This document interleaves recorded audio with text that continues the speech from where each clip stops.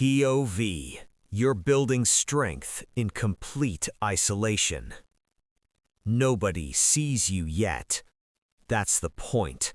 You're not doing this for likes, not for attention, not for anyone watching. You're doing this because something broke inside you, and the only way to fix it is to disappear.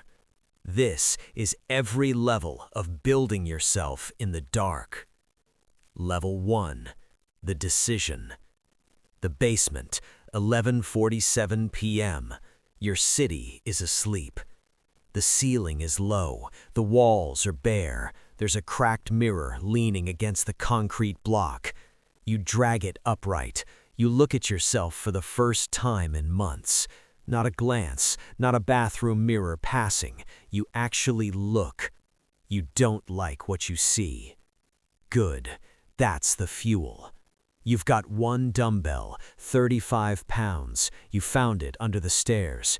You don't have a plan. You don't have a program. You don't have money for a gym membership. You have rage in a cracked mirror. That's enough. You do curls until your arms stop working. You do push-ups until your chest hits the floor and doesn't come back up. You lie there on the cold concrete, breathing hard. The city outside is quiet. No one called. No one checked in. No one noticed you were gone. You set your alarm for 5 a.m. You go upstairs. You eat rice and eggs because that's what's in the house. You sleep. Tomorrow, you do it again. This is level 1. This is the beginning of a version of you that nobody knows is coming. Level 2. The routine. 3 weeks later, the alarm goes off at 5 a.m. You don't hit snooze, not anymore. Something shifted. You don't know when. You just noticed one morning that your feet were already on the floor before your brain caught up. Your body started wanting this. You've mapped out a routine on a torn piece of notebook paper taped to the wall. Push, pull, legs, rest, repeat. No app, no coach, just handwriting and discipline. Your hands are starting to look different. The knuckles are rough. The grip is harder. You buy resistance bands with the last $22 in your checking account. You eat 4 eggs every morning, a scoop of oats, water. You don't go out on weekends anymore. Your friends text, you leave them on red. Not out of anger, out of focus. You've started to understand that your old environment was keeping you small. The late nights, the noise, the constant distraction. Out here in the dark, in the quiet, you can hear yourself think for the first time. You're not strong yet, but you're consistent, and in this game, consistent beats talented every single time. Level 3. The hunger.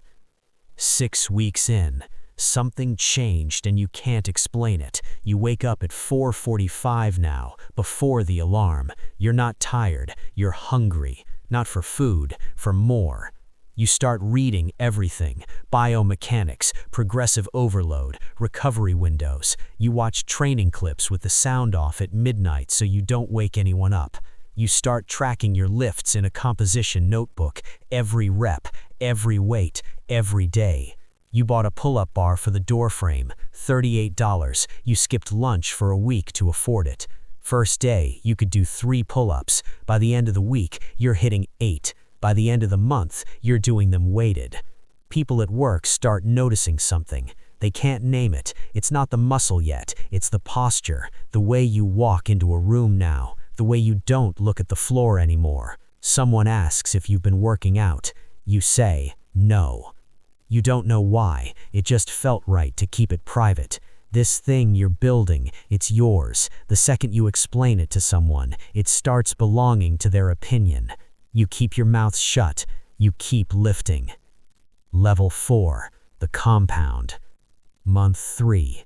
The basement isn't enough anymore. You've outgrown the single dumbbell, the resistance bands, and the pull-up bar. You spend 3 weeks trolling Facebook Marketplace, Craigslist, garage sales. You find a barbell for $40, no plates, just the bar. You find mismatched plates at an estate sale. A man's widow is selling everything, his whole gym for $60. You load it into your car in silence. You drive home. You don't tell anyone. You lay the equipment out on the basement floor like artifacts.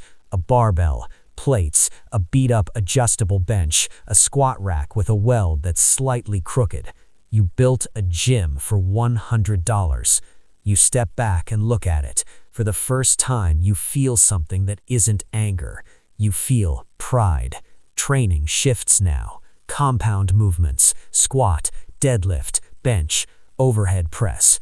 The weight that felt heavy at month 1 is your warm-up weight now. You start eating more, aggressively more. You learn to cook, not eat, cook. Meal prep on Sundays, 6 meals, weighed and labeled. Your grocery bill goes up. You cut everything else. No Netflix, no subscriptions, no eating out. You have one priority. Everything else is noise. Level 5, the transformation. Months 5, you don't recognize your reflection. Not in a dramatic way, not overnight. It happened in millimeters, over weeks, and one morning you walk past the cracked mirror and stop cold. Your shoulders are wider, your face is leaner, you stand differently, take up space differently. You're not big yet, but you're built, dense, purposeful. People at work have stopped asking casual questions. Now they're asking serious ones. What are you doing? What do you eat? How long have you been training? You answer short. You don't go deep. You've learned that explaining your process invites people to doubt your process. Something else has shifted too. The strength isn't just physical. You started waking up without anxiety. The low-grade dread that used to sit on your chest every morning, it's gone. Burned off somewhere between reps 30 and rep 40 on a Tuesday night when nobody was watching. You've become someone who keeps promises to himself. That's new. That's everything. But here's where it's starting to get complicated. You've tasted what discipline feels like, and now you want more. Not just physically, you want more of this feeling, this control, this silence that produces results. You start asking dangerous questions. What else can I push? Level 8, the obsession. Month 7, the training has consumed the room. The basement isn't a basement anymore. It's a temple, a lab. Every inch is organized. The floor has rubber mats now, a whiteboard with programming, a timer, a chalk bucket. You train twice a day now. Morning, strength work, heavy compounds, logged to the decimal. Evening, conditioning, carries, sled work with an old tire and a chain you bought at a Home Depot. You sleep 7 hours, no more, no less. You've calculated the optimal window. You've started intermittent fasting, eating in a 6-hour window. You've cut alcohol completely, then caffeine, then processed food. You've become a machine of one variable, performance. But something is fraying. You've been invited to 3 events in the past month, a birthday, a wedding, a night out. You went to none of them.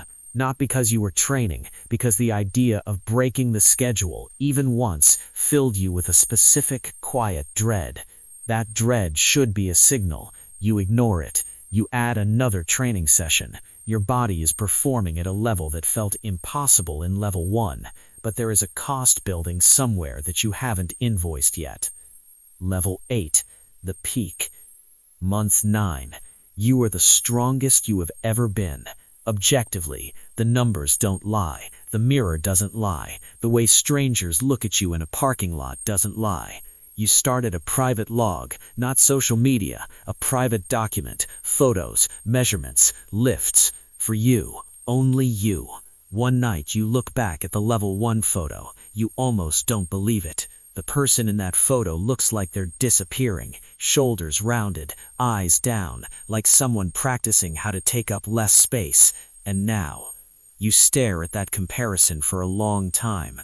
There is pride, there is awe, there is real, legitimate gratitude for what discipline built. But there is also something colder underneath it. Because the truth is, you built this in the dark, and the dark became comfortable, and the dark became preferred. And now, the idea of stepping back into the light, into messy, loud, uncontrolled human life, feels like the most dangerous thing on this list. You've been alone for 9 months, and you didn't even notice it happening. Level 9, the crack. Month 11, your phone rings at 2 p.m. on a Saturday. It's your brother. You haven't spoken in 2 months. You let it ring. You go downstairs. You train. Mid-set, you rack the bar and sit on the bench and stare at the wall. You realize you don't know what's happening in the lives of anyone you love. You don't know if your friend got the job he was worried about. You don't know if your mother's health scare was nothing or something. You've been so locked inside the construction of yourself that the people around you have just continued existing without you. And they stopped calling as much, not out of anger, out of acceptance. He's in his thing. He doesn't really come around anymore. You sit in the basement for a long time. The weights